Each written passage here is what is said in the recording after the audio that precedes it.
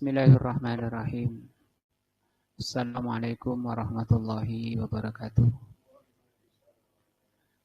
Alhamdulillahirabbil alamin wa bihi nasta'in ala amri dunya waddin. Asyhadu an la ilaha illallah wa asyhadu anna Muhammadan abduhu wa rasuluh. Allahumma shalli ala Muhammadin wa ala alihi wa sahbihi ajmain. Wa ba'du. Pelajaran kita sore ini khusus menjelang Ramadan, dan kita ini telah kita bahas menjelang Ramadan tahun lalu. Jadi ini bahasan khusus ketika menjelang bulan Ramadan. Yang lalu pembahasan sudah sampai di bab yang ketiga, bahkan sudah masuk di bab 4, belum selesai. Kita ngulang di bab yang keempat. Nah, judul kitabnya Majalisu Sahri Ramadan. Majalis itu jamak dari majlisun. Jadi kitab ini majelis-majelis, pengganti dari bab-bab. Satu pertemuan, satu majelis. Hanya saja kalau kita yang bahas karena harus menerjemah, jadi satu majelis bisa jadi pecah, jadi 2 atau 3 kali majelis. Al-majlisur rabi'u, majelis yang keempat. Fi hukmi qiyami Ramadan, tentang hukum berdiri di bulan Ramadan. Kata Syekh, ikhwani, laqad syara'allahu li'ibadihi al-ibadat. Sungguh Allah SWT telah mensyariatkan bagi hambanya ini ibadat, banyak ibadah. Wa nawwa'aha, dan Allah SWT membuat ibadah itu macam-macam. Wa nawwa'aha lahum liya'khudhu min kulli nasibin min kulli naw'in minha binasibin, agar manusia bisa mengambil mana yang bisa dikerjakan oleh kondisi dirinya, kemampuan dirinya.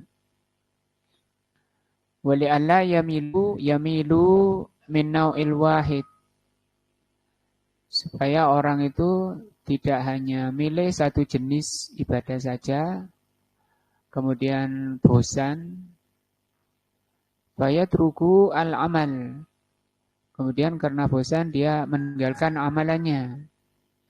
Fayasqal wahidu, sehingga yang satu itu bisa menyesatkan orangnya, karena bosan ditinggalkan. Maka ini hikmah kenapa macam-macam Allah SWT membuat macam-macam ibadah itu bermacam-macam.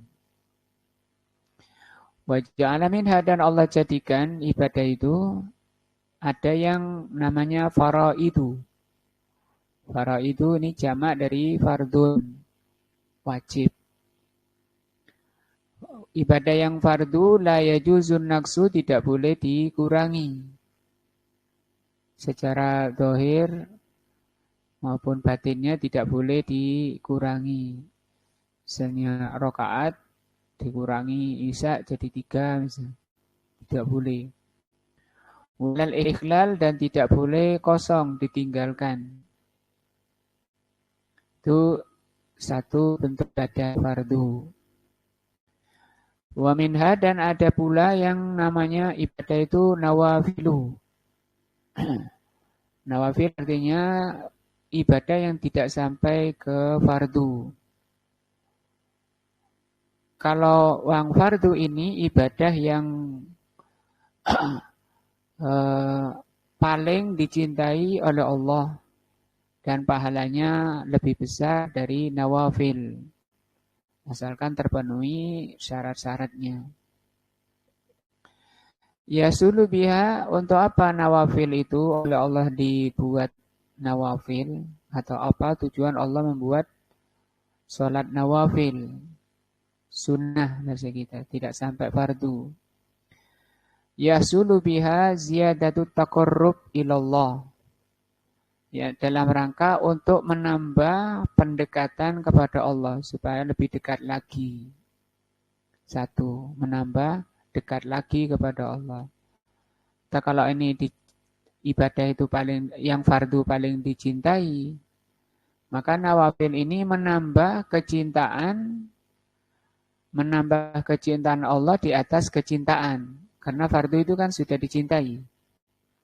Kalau nawafilnya dijalani berarti kecintaannya bertambah. Sampai karena cintanya itu sudah, yang fardu sudah sangat tinggi, ditambah lagi sampai kata Rasulullah SAW, barang siapa yang berani memusuhi wali-waliku, ada hadis panjang namanya hadis wali. Hadis wali. Hadis wali itu menjelaskan tentang wali Allah itu. Wali Allah itu siapa? Wali Allah itu orang yang menjalankan fardu-fardu ini. Kemudian ditambah yang nawafil. Kata Rasulullah, maka itu waliku. Barang siapa berani memusuhi, berarti dia berhadapan denganku, kata Allah. Maka kalau dia berjalan, akulah yang berjalan. Kalau dia mendengar, akulah yang mendengar. Kalau dia melihat, akulah yang melihat. Itu hadis qudsi dari Allah Azza wa Jalla. Yang dimaksud kalau dia melihat, akulah yang melihat, itu Allah artinya memberi taufik kepada apa yang Allah cintai dan ridhoi. Yang kedua, nawafil itu gunanya, yang pertama tadi apa? Untuk menambah dekat lagi kepada Allah. Untuk menambah lebih dicintai lagi oleh Allah. Wal ikmalu, dan juga untuk menyempurnakan kekurangan-kekurangan di fardu. Karena seringnya ibadah fardu, sholat misalnya, sholat fardu, itu selalu dan sering kurang. Nilainya itu kurang. Saking sulitnya orang menyatukan antara zahir dan hati. Sehingga kata Syekhul Islam, kata Syekh Muhammad Ibnu Utsaimin rahimahullah, seringnya takbir sholat itu menjadi pintu untuk membuka pikiran di luar sholat. Begitu Allahu Akbar, muncul pikiran-pikiran yang di luar sholat. Dan itu kebanyakan yang diikuti oleh hatinya. Sehingga badannya sholat sendirian. Itu hatinya keluar kemana-mana. Yang pikiran-pikiran nggak terpikir, nggak ada sebelum sholat. Dia memang dari masjid memang mau sholat. Sudah ikhlas.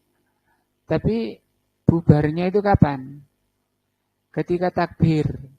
Sehingga takbir itu kata beliau, at-takbiru babul hawajis. Takbirnya itu menjadi pintu dibukanya pikiran-pikiran. Sampai dia nggak tahu apa yang dibaca. Yang dibaca imam nggak tahu rakaatnya berapa. Dan kata Rasulullah SAW, bisa jadi dia mendapat pahalanya hanya separuh. Ada yang mendapatnya 1/3, 1/4, 1/8, bahkan 1/10. Ada juga dalam hadis humus itu dapat 1/5. Itu kan kurang, ya. Kurang. Nah, maka kekurangan-kekurangan dalam fardu tadi, ada yang sampai cuma dapat 1/10. Berarti 90-nya kan keliling gitu ya, keluar kemana-mana sholatnya, hatinya. Baru nyambung di akhir-akhir atau di tengah, cuma dapat 1/10-nya. Itu kita sadari, walaupun telah kita sadari tiap sholat, nah itu juga berat. sudah mungkin kita awal takbir masih nyatu, sebentar lagi hilang, ingat lagi, nyatu lagi. Lebih-lebih kalau orang itu tidak mengerti bacaannya, tidak mengerti arti bacaannya, tidak mengerti maksud dan tafsir apa yang dibaca. Nah, yang seperti itu sangat besar kemungkinan mudah pikirannya keluar dari sholat. Sudah noleh dari sholat. Padahal kata Rasulullah ketika dia takbir, Allah SWT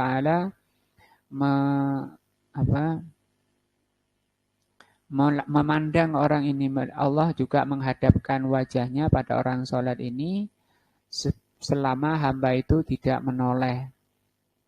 Kalau kepalanya itu jarang menoleh, tapi hatinya menoleh. Ini faidah nawafil. Apa tadi? 2 ya. Untuk menambah dekat lagi kepada Allah, menambah kecintaan, dan untuk yang kedua untuk menyempurnakan kekurangan-kekurangan dalam sholat fardu. Famin dzalika as-shalat, di antara macam ibadah adalah sholat. Jadi bahasanya Allah membuat ibadah itu macam-macam, di antaranya sholat.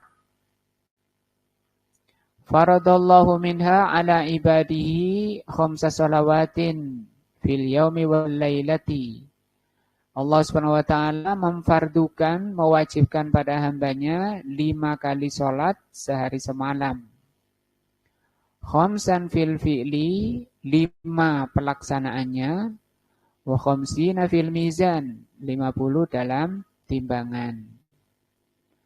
Wa nadaballah, dan Allah mensunnahkan ila ziyadati tatawwu minas sholawati. Allah SWT membuat sholat itu yang kedua sholat tatawwu. Tatawwu sama dengan nawafil tadi. Di samping Allah membuat sholat fardu 5 kali, Allah juga membuat sholat tatawwu sama dengan nawafil. Untuk apa? Tadi di sini takmilan lihadhil faraidah, untuk menyempurnakan sholat fardunya. Wa ziyadatan fil qurba ilai, dan juga untuk lebih mendekatkan diri kepada Allah, lebih menambah kecintaan Allah Azza wa Jalla. Famin hadhihi an-nawafilu, di antara salat nawafil, karena ini bab puasa ya. Bab majelis Ramadan kitabnya, sehingga pembahasan khususnya di majelis di Qiyam Ramadan tadi babnya ya. Bab 4 apa tadi? Qiyam Ramadan. Di antara salat nawafil adalah ar-rawatibu, salat rawatib. Rawatib itu menguruti atau mengikuti.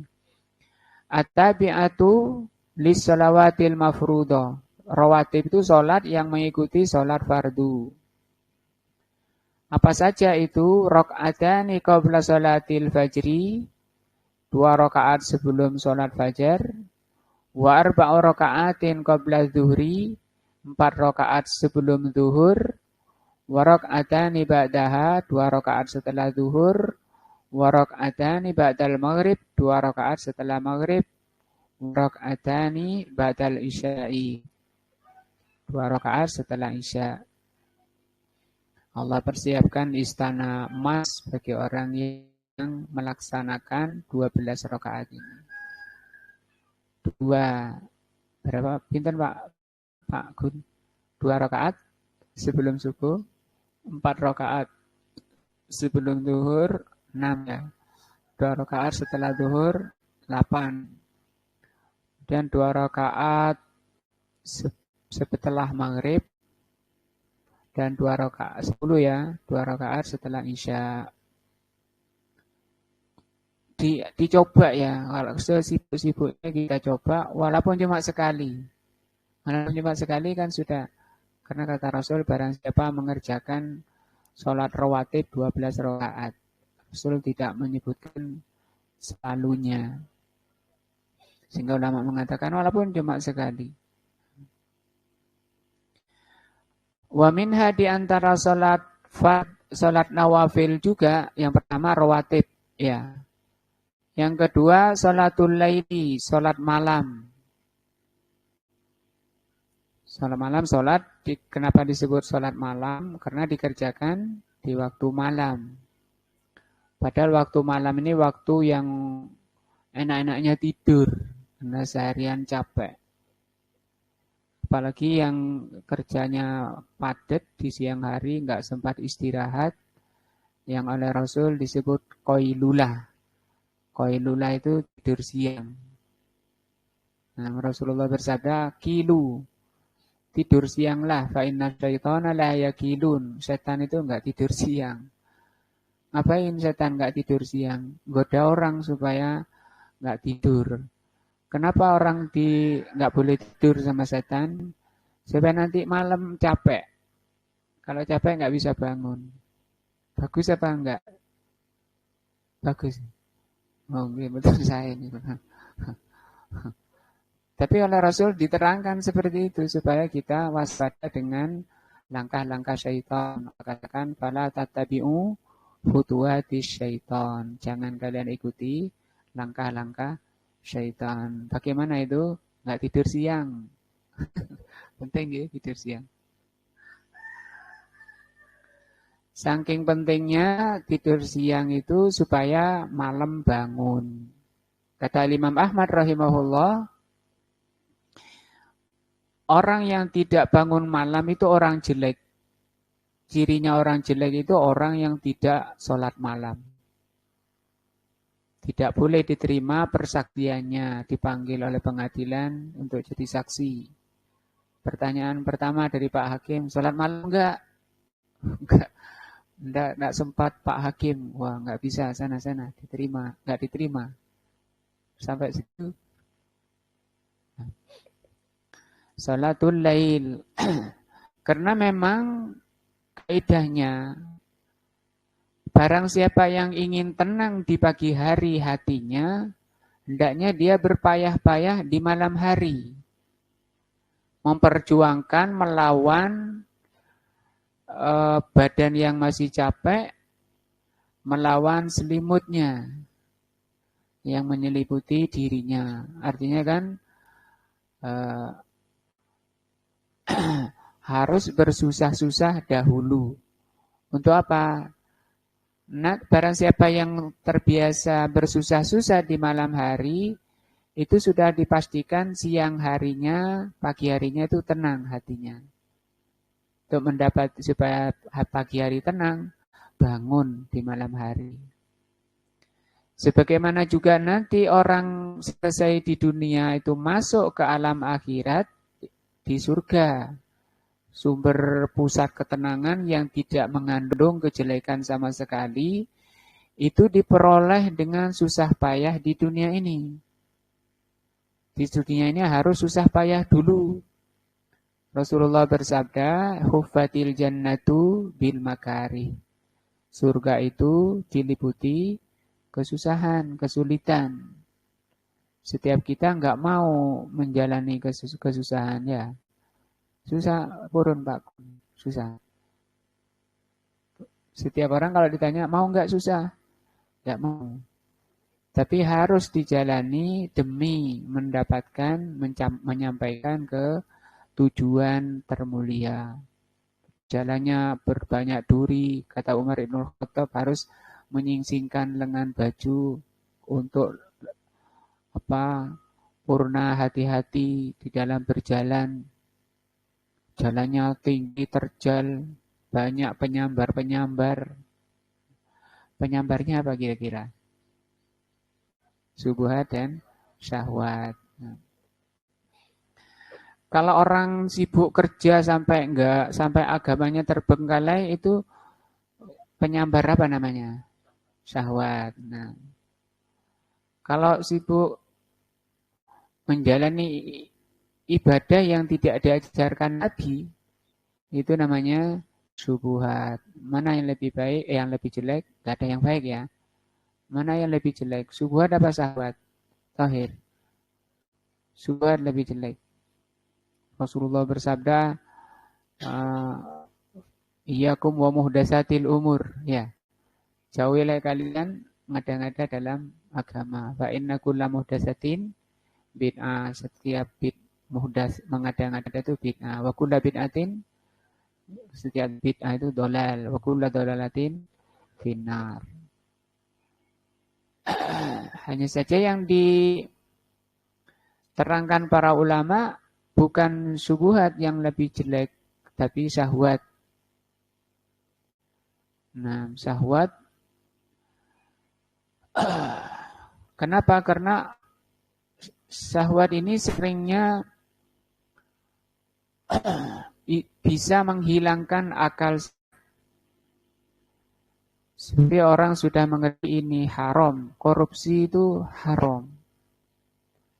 Tapi orang sudah mengerti haram, masih dijalani. Nah itu kenapa? Karena dia kena syubhat, kena syahwat. Seperti kasus-kasus akhir kan sudah gelar kiai-kiai sampai menteri agama pun. Itu kena kasus apa? Korupsi itu apakah dia ngerti haram? Apa yang mendorong korupsi? Itu tadi syahwat. Bukan syahwat.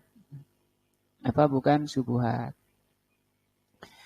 Di antara sholat nawafil adalah sholatul lail. Maka kita latihan, diusahakan. Jangan begadang, ya.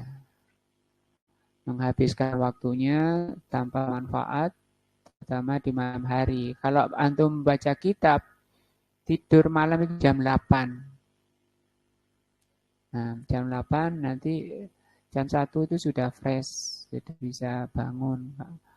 Kadang kalau antum nggak punya alarm, Allah utus itu ayam berkokok. Untuk apa itu ayam berkokok? Bangunkan itu, supaya bangun. Allati imtadahallahu fi kitabihi, yang Allah puji orang yang sholat malam itu di dalam kitabnya, al-qaimina fiha, orang-orang yang berdiri di malam hari. Faqala subhanahu, Allah berfirman, walladzina yabituna lirabbihim sujjadan wa qiyama. Orang-orang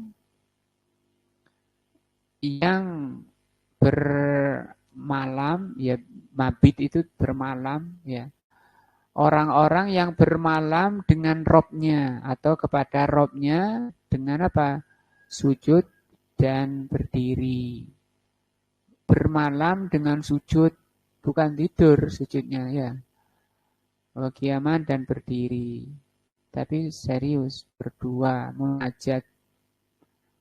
Kita coba nih, kita lihat ya surat Al-Furqan. Kita lihat tafsirnya.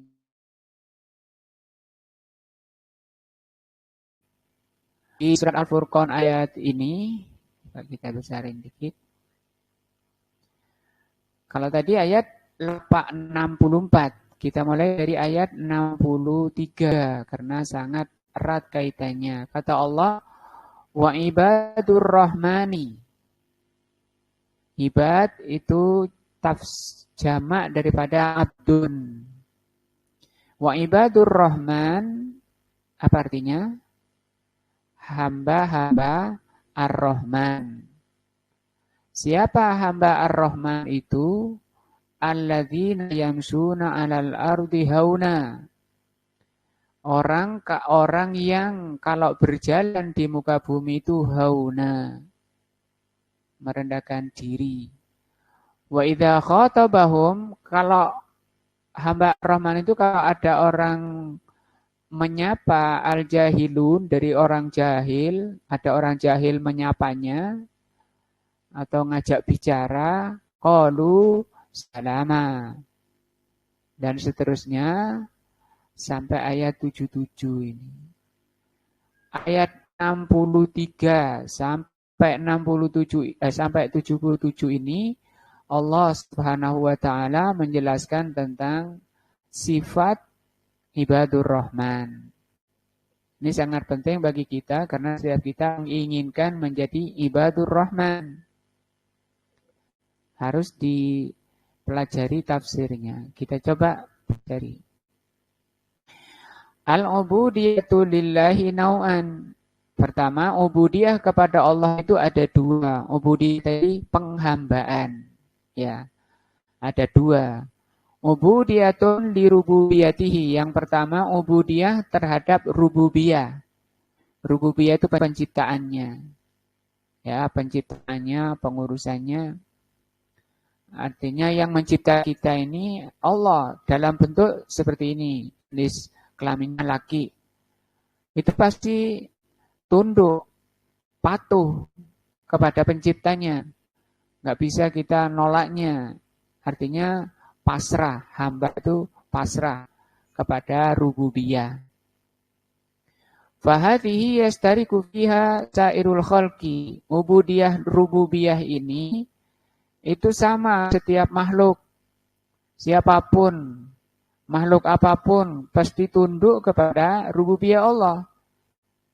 Kepada penciptaan Allah. Mau diciptakan jadi apa, bentuknya bagaimana, pasti tunduk kepada Allah. Muslimuhum wa kafiruhum, yang muslim maupun yang kafir. Birruhum wa fajiruhum, yang baik maupun yang fajir, yang durhaka. Fakulluhum abidullah, semuanya berhamba kepada Allah. Marbubun mudabbirun atau mudabbarun, semua diatur oleh Allah Subhanahu wa taala. Allah berfirman, "In kullu man fis samawati wal ardi illa atir rahmani abda." Semua yang ada di langit dan di bumi datang kepada Allah sebagai hamba, pasrah, enggak bisa nolak dari ketentuan takdir Allah. Itu ubudiyah pertama. Yang kedua, wa ubudiyatun li uluhiyatihi. Berhamba pasrah patuh kepada uluhiyahnya. Uluhiyah itu persembahan. Wa ibadatihi, pasrah kepada dalam bentuk ibadah. Sholat, puasa, dan seterusnya, menjalankan perintah, menjauhi larangannya. Wa rahmatihi, dan ubudiyah rahmahnya, pasrah kepada rahmat Allah. Wa hiya ubudiyatu anbiya'ihi. Ini adalah ubudiyah para nabinya. Pasrah kepada apa yang Allah perintah. Apa yang Allah perintah dijalani, yang dilarang ditinggalkan. Nah, kalau yang pertama ini perbuatan Allah, ya. Ubudiyah apa tadi? Rububiyah itu perbuatan Allah. Kalau perbuatan Allah tidak ditanya. Kenapa Allah menciptakan cacing? Enggak ditanya. Tapi yang ditanya itu ubudiyah uluhiyah. Karena ubudiyah uluhiyah ini perbuatan hamba. Ini ubudiyahnya, ubudiyatu anbiya'ihi wa auliyaihi, wali-wali Allah. Wahia al-muradu huna. Dan yang dimaksud di ayat ini, surat Al-Furqan 63 ini, ya ini. Apa? Ibadur Rahman. Ibadur Rahman maksudnya ibadah, apa? Ubudiyah ilahiyah. Walihada adafaha ila ismihi. Sehingga oleh Allah Subhanahu wa taala disandarkan kepada namanya. Hamba disandarkan kepada namanya, yaitu Ar-Rahman. Menjadi apa tadi bacanya? Ibadur Rahman. Kenapa ini Ibadur Rahman disandarkan pada Ar-Rahman? Isyaratun, ini mengisyaratkan ila annahum innama wasalu ila hadhil hal bisa babi rahmatihi. Ini mengisyaratkan bahwa mereka bisa sampai kepada keadaan ini, tunduk patuh kepada Allah, bisa beribadah kepada Allah, rajin beribadah kepada Allah. Itu disebabkan rahmat Allah. Karena Ar-Rahman itu yang maha merahmati. Nah, sehingga dengan ini penyadaran juga pada setiap kita, Kalau kita bisa ngaji, bisa taklim, bisa sholat, bisa puasa, jangan kemudian ananiyah. Napa Pak Gun ananiyah niku? Dereng ngertos nggih. Ananiyah apa Tahir? Ana apa ana? Saya. Nah, seringnya kalau tidak menyadari bahwa dia bisa ibadah, muncul yang namanya saya itu. Yang bahasa Arabnya ananya. Siapa saya? Apa? Tabur nggih, celak. Apa lagi? Sombong, ada lagi. Kalau bahasa Arabnya apa? Gumedhe, wonten lagi? Ujub. Nah, ini ujub. Ujub muncul, ujub namanya ananiyah, aku ya. Saya, siapa saya di kampung ini, siapa yang sholat malam di kampung ini, siapa yang rajin di kampung ini. Kemudian dia sombong. Maka ujub ini diantaranya kata ulama seperti api dalam sekam.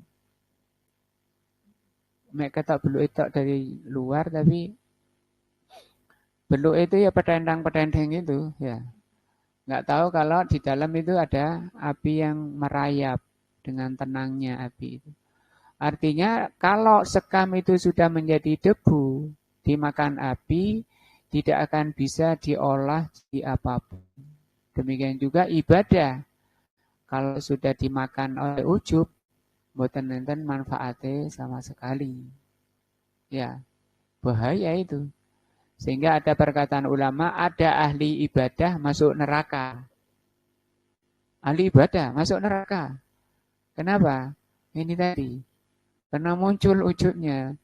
Kalau secara zahir kita ya kagum-kagum saja. Masya Allah orang ini.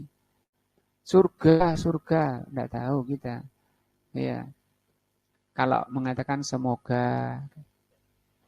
Ada juga perkataan ulama, ada kalanya orang ahli durhaka, ahli maksiat, kufur, kafir, masuk surga. Nah, gimana? Udah tua, umur 80, mungkruk-mungkruk, orang kafir. Ketemu Pak Gun, dinasihati. Hati, sampean wis kate mlebu kuburan. Nanti ditanyai manrob buka. Gak ngerti, sopo manrob buka. Diajari itu ditanyai tentang penciptanya, Allah pencipta kita. Kalau nggak bisa jawab, diajar sama malaikat. Kemudian baca syahadat ya. Baca syahadat baru selesai asyhadu an la ilaha illallah, asyhadu anna rasulullah, mati. Belum sempat apa? Beramal. Baru amalannya tadi 2 kalimat syahadat. Ada kalanya ahli maksiat masuk surga, ada kalanya ahli ibadah masuk neraka. Ini namanya ananiyah. Harus disadari bahwa oleh hamba-hamba Ar-Rahman bahwa dia menjadi orang baik semata-mata adanya rahmat dari Allah. Fadzakara, maka ayat ini, surat ini, Al-Furqan ini, 63 ini, Allah Subhanahu wa taala menyebutkan anna sifatihim, bahwa sifat-sifat ibadur Rahman, kalau mau diterjemah, sifat-sifat orang yang dirahmati Allah, ya, itu lebih pas. Sifat-sifat orang yang dirahmati Allah itu bagaimana? Yang pertama mungkin perlu kita ketahui, kita pahami rahmat itu apa. Rahmat itu bimbingan Allah kepada jalan yang di depan, diberi taufik kepada apa yang Allah cintai dan Allah ridhoi, dan ampunan terhadap kesalahan-kesalahannya. Itu orang yang dirahmati. Lah sifatnya bagaimana orang yang dirahmati oleh Allah? Yang disebut dengan apa tadi? Ibadur Rahman. Allah terangkan di sini. Allah terangkan anna sifatihim, bahwa sifat-sifat mereka akmalus sifat. Apa artinya? paling sempurnanya sifat. Wa nu'utuhum afdalun nu'ut. Sama ini juga sifat ya. Nu'ut. Ini kekurangan bahasa Indonesianya. Bahasa Arabnya kaya. Fawasahumullah bi'annahum, Allah terangkan sifat mereka bahwa hamba-hamba Ar-Rahman, sifat-sifat orang yang dirahmati oleh Allah, yamsuna 'alal ardi hauna. Secara fisik oleh Allah malah diterangkan cara jalannya. Ya, gaya berjalannya itu. Karena kata Allah di sini orang yang dirahmati oleh Allah itu kalau berjalan hauna. Apa hauna? Ai sakinin, tenang. Tidak busung dada. Kata Pak Gun tadi petenteng. Nah, apa lagi? Itu lawan dari apa? Hauna. Mutawadiin, merendah. Merendahnya untuk siapa? Lillahi walil khalqi. Merendah kepada Allah dan kepada makhluknya. Sehingga orangnya itu dicintai Allah, dicintai makhluknya. Seolah orang ini tawadu. Jalannya Masya Allah. Nah kalau naik motor ngebreng, berbung, nggak ada nyapa, nggak ada salam, gas-gas di depan orang, yang dibawa yang jalan orang sepuh, wes gitu aja ya. Itu cara-cara seperti itu, lewat kampung, naik mobil, megaya, kacanya tidak dibuka, ya. Itu lawan daripada hauna. Itu cara jalan yang seperti itu, cara jalannya orang yang tidak dirahmati Allah. Karena orang yang dirahmati Allah, cara jalannya tadi. Ya, kalau masuk kampung, naik mobil, dibuka kacanya. Assalamualaikum. Gitu. Karena yang paling berhak memberi salam itu yang di atas mobil. Kalau ada orang duduk, ada orang berjalan, yang memberi salam yang mana? Yang berjalan. Nah, kenapa kok gitu? Kenapa kok gitu? Ada orang berdiri dan duduk, yang mana yang beri salam? Yang berdiri, ya. Kenapa kira-kira? Beri. Kok yang itu sama tadi untuk meredam sifat anania. Biasanya orang kalau ke atas malah gemede tadi. Ya. Kalau di atas blok nisor kayak gitu. Dia banyak uangnya, lihat orang miskin, merendahkan. Makanya syariatnya sampai seperti itu. Sampai membikin rumah pun, mana yang lebih utama? Rumahnya di tingkat ke atas atau meluas? Kenapa kok meluas? Itu tadi. Sama dengan tadi. Kalau ke atas, kakean wong delok nek nisor, gemede bahasanya ya. Tafakhur. Tafakhur itu merasa besar. Nah, ini baru cara berjalannya, Masya Allah ya, bimbingan Allah.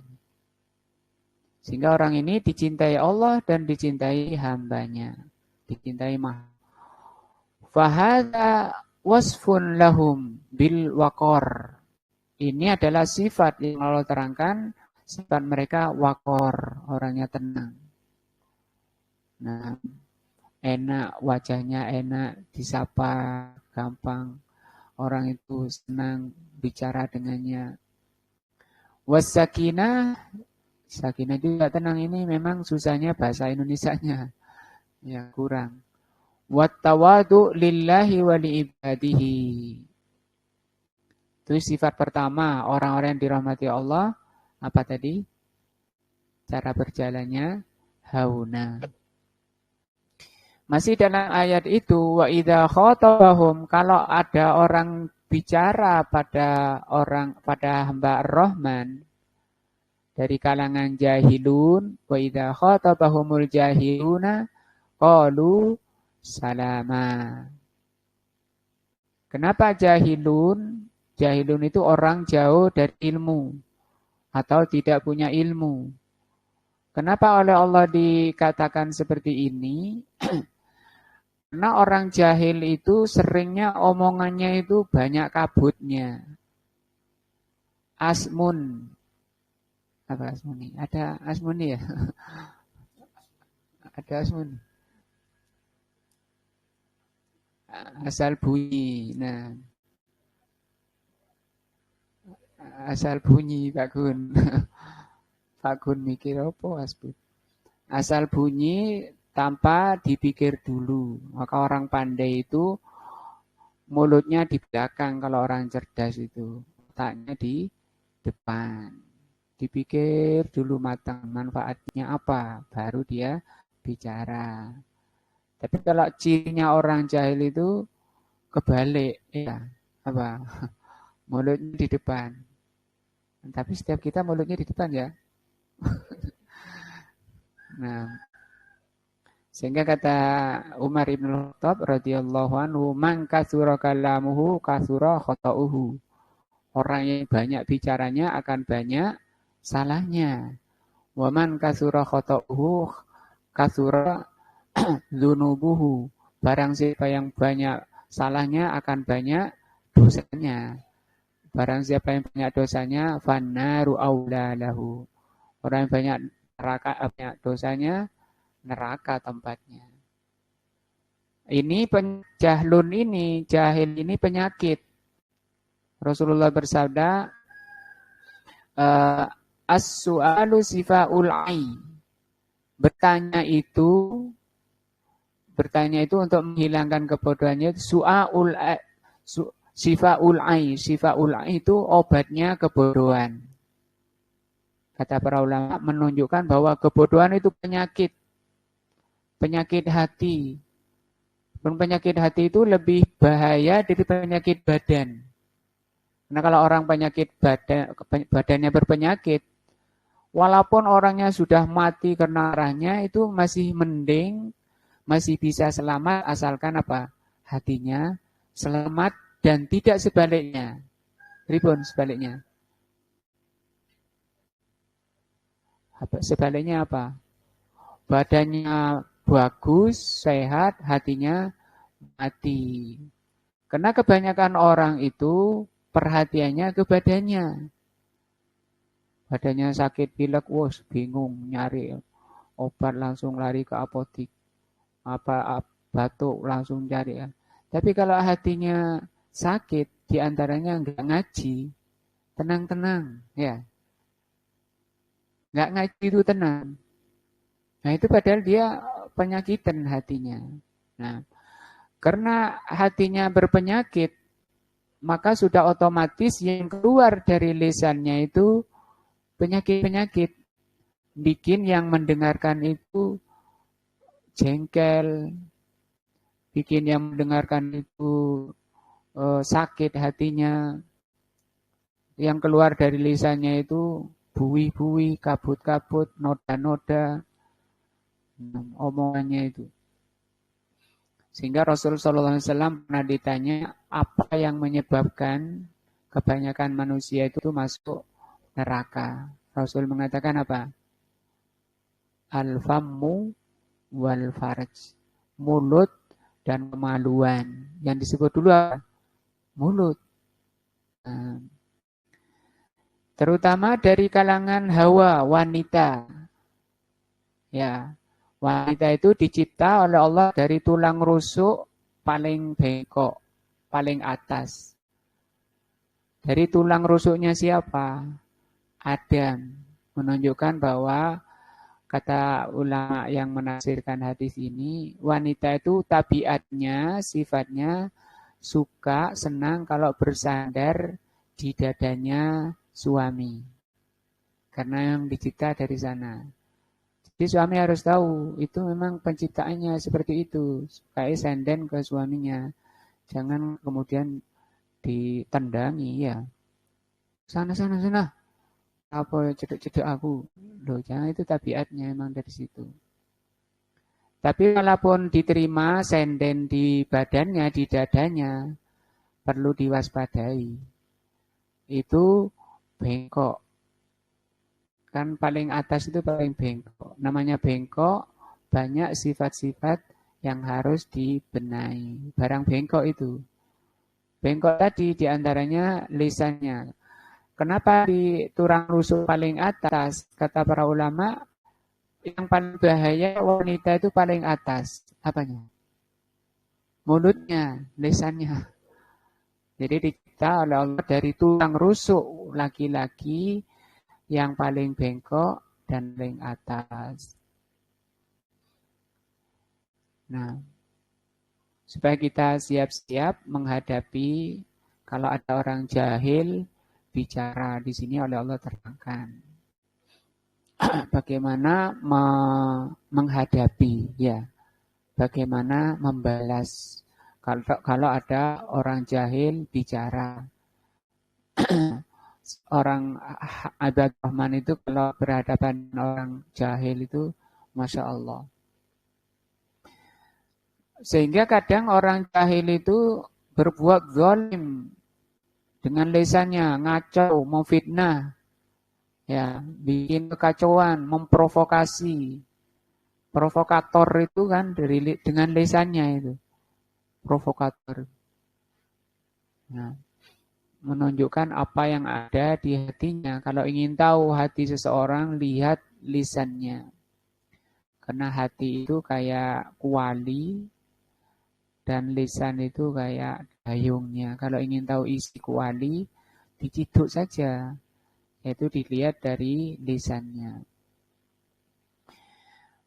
Nah, kalau orang jahil bicara, orang yang dirahmati Allah tadi, qalu salama.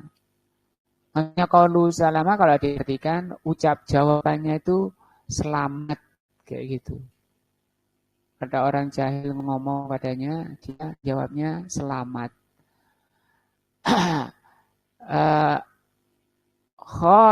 Khatabuhum khitaban yaslimuna fihi minal ismi. Yaitu membalasnya dengan balasan yang selamat dari dosa. Selamat dari dosa. Kapan membalas itu sampai dosa? Celaan orang yang suka mencela, kezaliman orang yang berbuat zalim, kalau melebihi. Karena membalas orang zalim itu 3. Pertama, bablas, berlebihan, melebihi. Yang kedua, sama. Yang ketiga, memaafkan.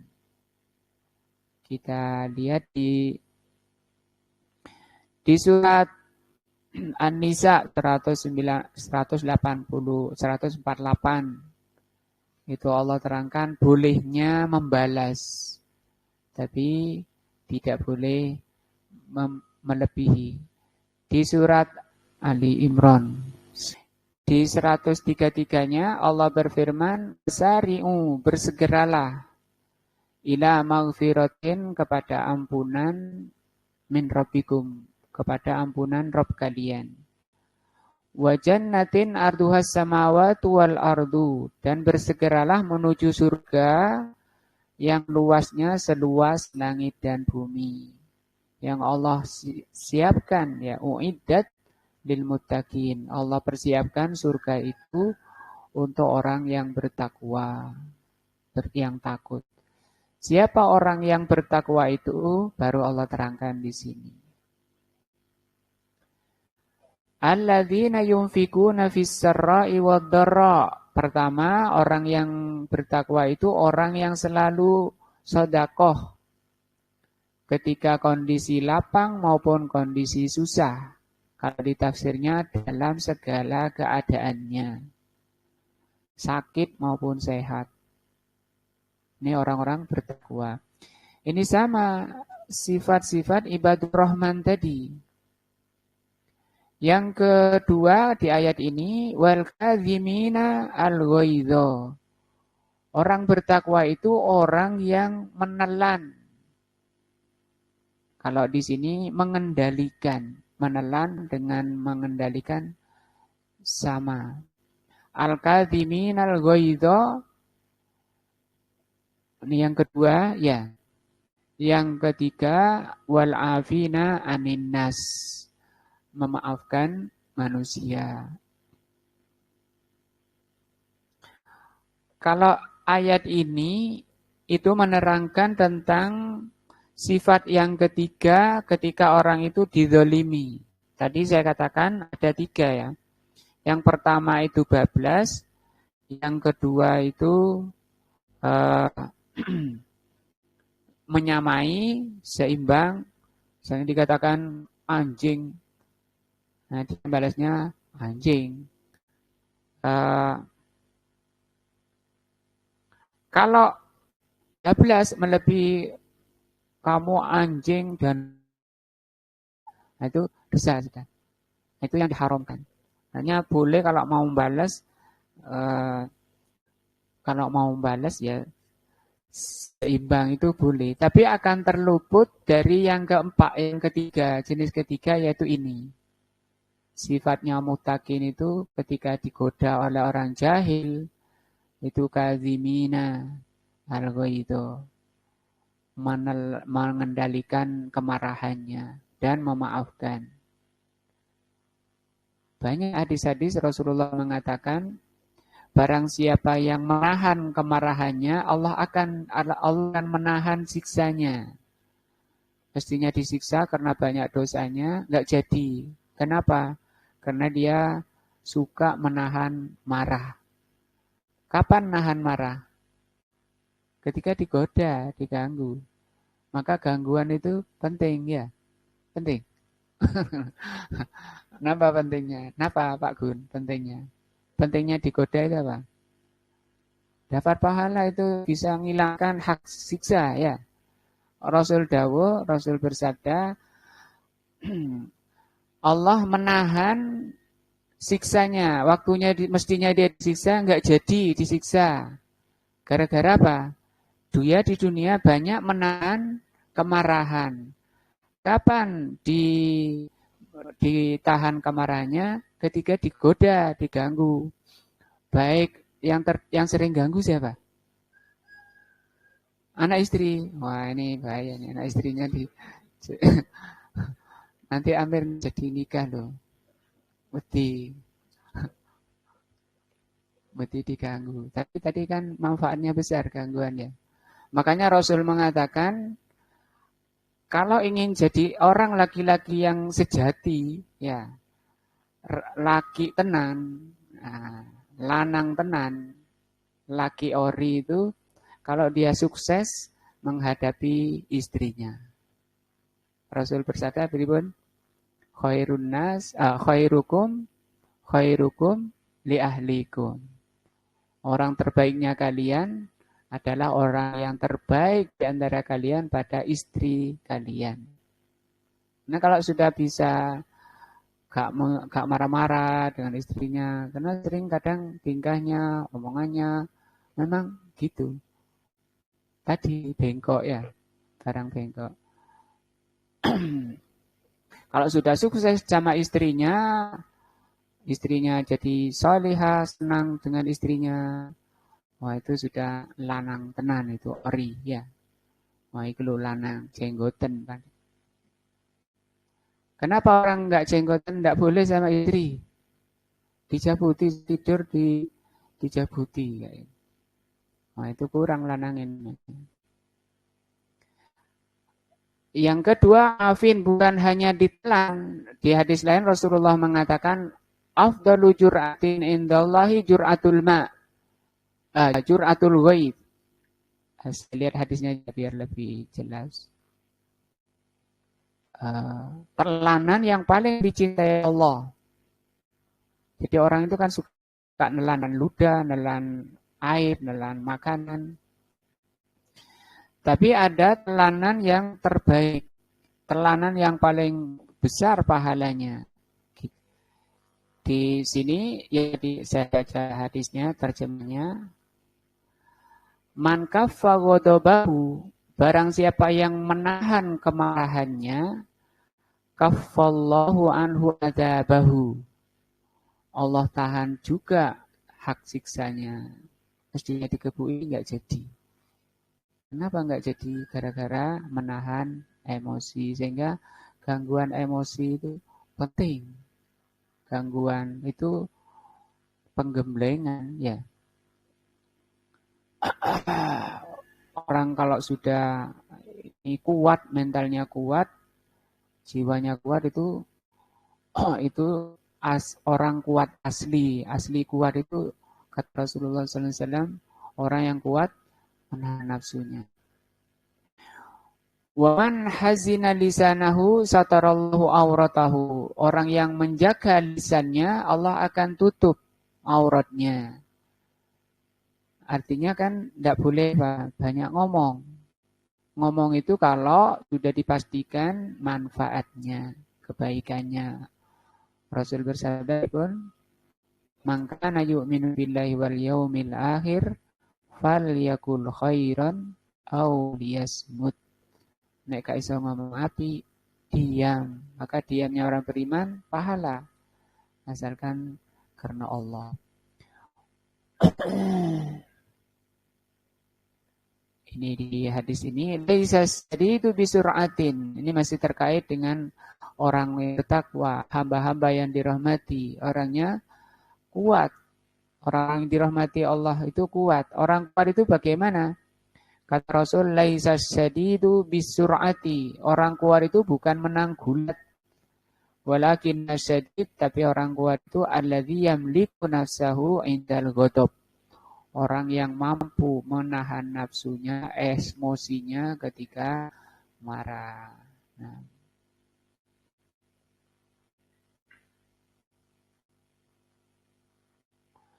Dalam hadis lain masih terkait dengan urusan sifat menghadapi orang zalim. Yang ayyukum malu warisihi ahabu ilaihi min malihi. Kata Rasul tanya ke sahabat, siapa di antara kalian yang harta warisnya lebih dicintai dari hartanya sendiri? Oh, ya. Siapa di antara kalian yang lebih mencintai harta waris daripada hartanya? Qalu, sahabat mengatakan, ya Rasulullah, wahai Rasulullah, ma minna ahadun, Masya Allah, tidak ada di antara kita illa maluhu ahabu ilaihi min mali warisihi. Ini nas juga, ini bunyi hadis. Di antara kami tidak ada yang lebih mencintai harta waris. Para sahabat itu lebih mencintai hartanya sendiri. Ya. Tapi kata Rasul, lamu, ketahuilah, annahu laisa minkum ahadun illa malu warithihi ahabu ilaihi min malihi. Akan datang nanti di antara kalian, nanti setelah kalian lebih mencintai harta warisnya daripada hartanya sendiri. Malaka min malika, tidaklah termasuk harta kamu, milikmu sendiri, illa ma qaddamta, kecuali harta yang telah kamu pakai. Itu hartamu. Kalau masih di sakumu itu belum tahu ini hartanya siapa. Kadang hilang, ya. Kadang dikasihkan orang. Belum tahu kan. Yang milik kamu yang mana? Yang sudah dimakan, yang sudah dibelanjakan. Nah, tapi kan orang sekarang malah pelit membelanjakan untuk disimpan. Itu jadi apa namanya? Waris. Siapa yang menikmati? Ahli warisnya. Wa malu warisika, harta warisanmu ma akhorta, harta yang kamu simpan. Wa qala Rasulullah SAW, dan Rasul melanjutkan, ma ta'udduna fikum as-sur'a. Siapa orang yang kalian anggap orang kuat? Kulna, kami jawab, sahabat menjawab, alladzi la tasra'uhu ar-rijal, orang yang tidak bisa dikalahkan yang lain. Qala la, Rasul mengatakan, bukan itu, bukan jagoan gitu ya. Walakinnalladzi yamliku nafsahu indal ghadab. Orang kuat itu orang yang mampu menahan nafsunya ketika marah. Jadi hadis-hadis ini menjadi dasar kita untuk membimbing kita menjadi ibadur rahman. Ketika ada orang-orang jahil mendolimi kita, menggoda kita dengan lisannya, dengan fitnah, provokasi. Qala Rasulullah sallallahu alaihi wasallam masih melanjutkan hadisnya, sabdanya. Ma ta'uduna fikum ar-rukub. Siapa di antara kalian, apa yang kalian anggap di antara kalian itu rukub? Rukub itu mandul. Nah, siapa menurut kalian orang yang dianggap mandul? Qulna, kata sahabat, alladzi la waladalah. Mandul itu orang yang tidak punya anak. Ya. Qala la, bukan itu mandul yang ori, yang hakiki. Walakin ar-rukub alladzi lam yuqaddam min waladihi syai'an. Orang mandul itu yang hakiki, orang yang mati anaknya banyak, tapi anaknya itu tidak membawa manfaat akhirat. Naudzubillah. Karena anaknya sekolah sana sini, baca Quran tidak bisa. Ya, sukses. Satu di Irian, satu di Kalimantan, satu di Sulawesi, satu di Jakarta, satu di Sumatera. Banyak anaknya sukses-sukses. Ibunya sudah renta, bapaknya sudah renta di rumah sendirian. Mau manggil anaknya, nggak bisa, nggak ada, jauh. Ya kan, dengan duaan ke kamar mandi. Nah, itu anaknya nggak ngurus agamanya sudah. Karena memang dari kecil, dari TK sampai S berapa itu urusan dunia. Orang mandul. Orang mandul itu bukan orang nggak punya anak. Orang apa? Banyak anaknya tapi nggak membawa manfaat akhirat. Akhrajahu al-Bukhari. Kemudian Rasul sallallahu alaihi wasallam mengatakan, kalau di riwayat lain ini, rukub, kullur rukub, orang yang paling mandul, alladzi lahu waladun, orang yang banyak anaknya, famata, kemudian orang itu mati, walam yuqaddim minhum syai'a, anaknya enggak membawa manfaat akhirat sama sekali. Karena uangnya wis tonggo dipanggil dengan acara tahlilan tiap hari. Dikirim apa itu? Qala Rasul masih melanjutkan, ini penting ya. Tadruna mas su'luk. Tahukah kamu apa itu su'luk? Siapa su'luk itu? Su'luk itu orang miskin. Kere, orang miskin. Qalu, sahabat mengatakan, alladzi laisa lahu malun. Orang yang enggak punya harta. Su'luk. Qala Nabi sallallahu alaihi wasallam, Nabi mengatakan, as-su'luk kullu su'luk.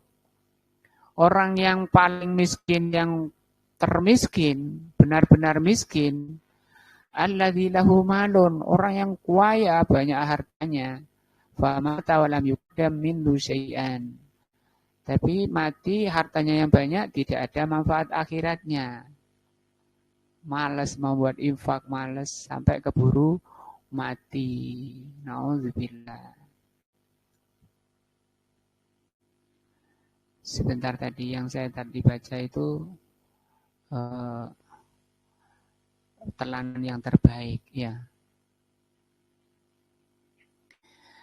Rasulullah sallallahu alaihi wasallam bersabda,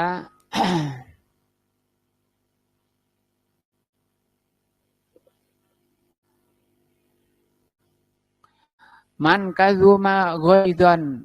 Rasulullah bersabda, barang siapa yang menahan emosi, wa huwa qadirun an yanfadahu, padahal dia mampu untuk melawannya, mampu dia balas, mampu, tapi dia tahan.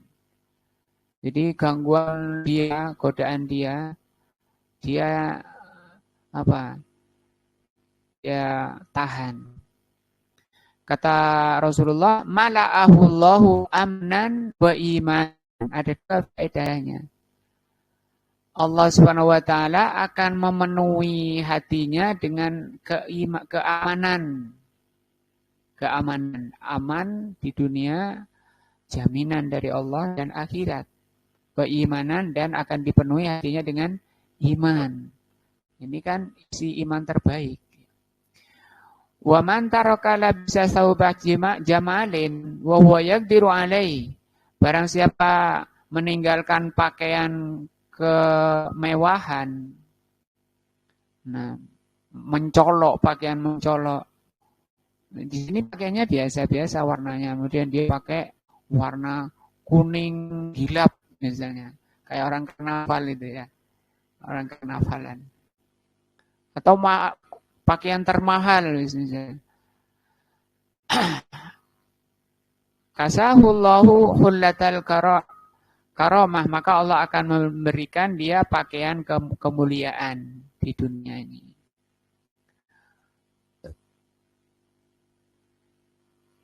Wa man zawwaja lillahi kasahullahu tajul muluk. Barang siapa menikah karena Allah, Allah akan beri pakaian dengan mahkota kerajaan.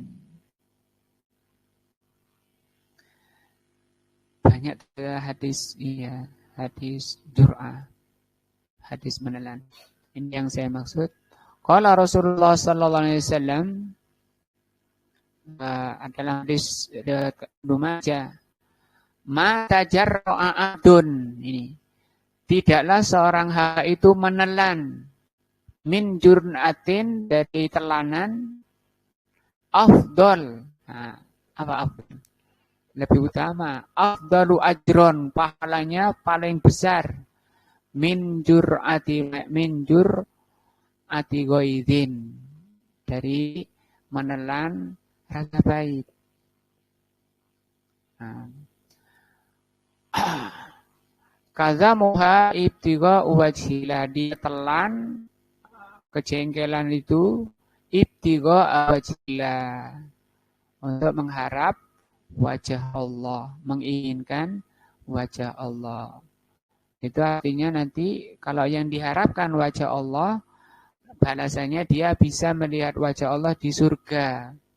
Melihat wajah Allah itu kenikmatan tertinggi yang Allah siapkan. Jadi nikmat surga itu ada 3. Pertama, apa-apa yang disukai nafsu, makanan, minuman, bidadari, ya, syahwat itu. Yang kedua, ridho Allah. Yang ketiga, melihat wajah Allah. Berarti ini orang yang nahan kemarahan karena Allah, ya, itu akan mendapatkan pahala terbesar. Jadi penting mendapatkan. Kalau ini namanya jamu, menelan ludah pahit namanya ya. Menelan ludah pahit. Itu jamunya ibadur rahman. Apa ibadur rahman? Hamba-hamba yang dirahmati oleh Allah. Kembali ke tafsirnya ya. Selamat dari dosa. Nggak sampai dosa tadi. Karena kalau memang mau balas, sama. Dalam surah Al-Baqarah, Allah katakan kalau kalian diganggu, diperangi, digoda, hendaknya boleh membalas, tapi sebatas tadi, dengan tidak berlebihan. Ini. Famani tada alaikum, barang siapa yang menggoda kalian, memerangi kalian. Tada sendiri coba lihat artinya di sini. Barang kalau di sini akan menyerang ya. Oleh sebab itu siapa yang menyerang kamu, seranglah. Nah, kan boleh oleh Allah disuruh ya. Atau balaslah. bimithli ma tada alaikum. Kata Allah, serang setimpal dengan serangannya terhadapmu. Ini yang boleh. Yang kedua, tapi terluput dari yang terbaik tadi. Tidak mendapat yang terbaik. Cara yang ketiga ini, cara kita menghadapi kedoliman. Ada 3 ya. Pertama bablas, kedua imbang, setimpal, itu boleh. Yang ketiga yang terbaik. Kalau Rasulullah yang mana? Yang ketiga, ketika dilempar oleh Taif, bukannya Rasulullah itu marah. Rasul tidak marah. Ya tadi mungkin ini nikmat. Ya. Jadi tidak enak memang namanya dilempar sampai berdarah. Yang jengkel itu sampai malaikat minta izin untuk ngangkat gunung tak biukno ke orang Taif ini. Jangan kata.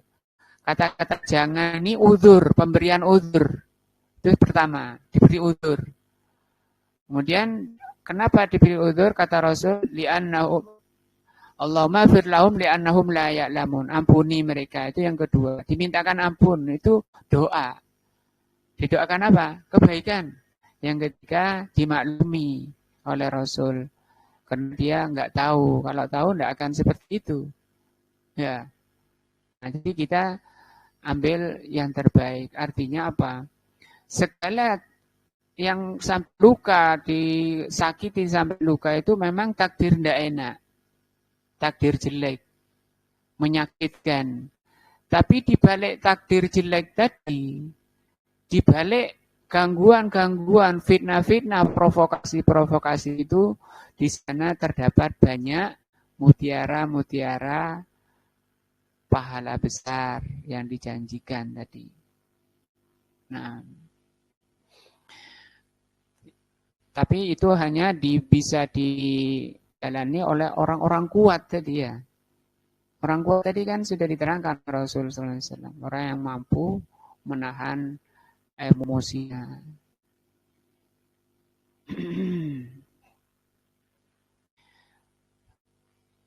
Wa yaslimuna min muqabalatil jahilu bijahi. Qalu salama maksudnya selamat untuk membalas orang jahil dengan kejahilan. Bahasa kita itu sing waras ngalah, lek gak ngalah podo gendenge itu, ya. Wa hadza madhun lahum, ini pujian Allah kepada mereka. Yaitu bil hilmil katsir, hendaknya atau ayat ini menerangkan sifat orang yang dirahmati itu banyak hilmnya. Hilmnya itu tadi dia tahan, nggak balas, walaupun dia mampu. Nah, Allah itu punya sifat Al-Halim. Allah itu punya nama Al-Halim, menunjukkan sifat beliau, sifat Allah itu hilm. Allah itu mampu menyiksa, mampu membalas, tapi ditunda. Karena Allah itu Halim. Nah, ini juga menjadi sifatnya Ibadur Rahman. Bahkan di sini orang-orang yang dirahmati oleh Allah, masih tafsir dari qalu salama. Ayat berapa ini? Masih satu ayat ini. Ayat 63 masih ya. Wa muqabilatul musi'i bil ihsan.